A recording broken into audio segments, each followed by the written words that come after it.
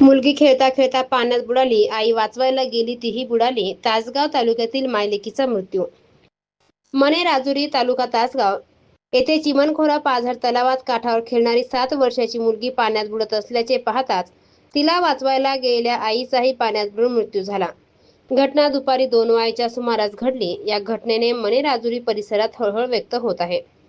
मणे राजुरी येथील भोसलेनगर परिसरातील द्राक्ष बागेमध्ये मजुरी करणाऱ्या सत्वल्ला संतोष जाधव वय 26 वर्ष या आपली मुलगी मंजुश्री वय 7 वर्ष आणि अंजली वय 9 वर्ष यांना घेऊन जवळच असलेल्या चिमणखोरा पाझर तलावात कपडे धुण्यासाठी गेल्या होत्या.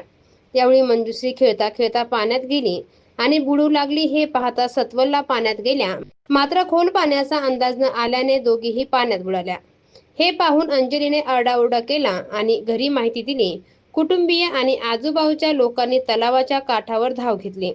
तोपर्यंत त्या दोघींचा बुडून मृत्यू झाला होता. पोलिसांनी घटनास्थळी धाव घेऊन मदत कार्य सुरू केले.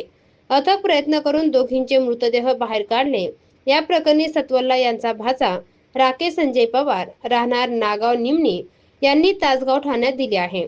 सत्वल्ला यांचे मूळ गाव पुशेसावळी जिल्हा सातारा असून त्या पती संतोष यांच्यासह गाढवाद्वारे द्राक्ष बागेत खते पाणी टाकण्याचे काम करत होत्या. पोहता येत नसतानाही त्यांनी मुलीला वाचवण्याच्या प्रयत्नात जीव गमावला.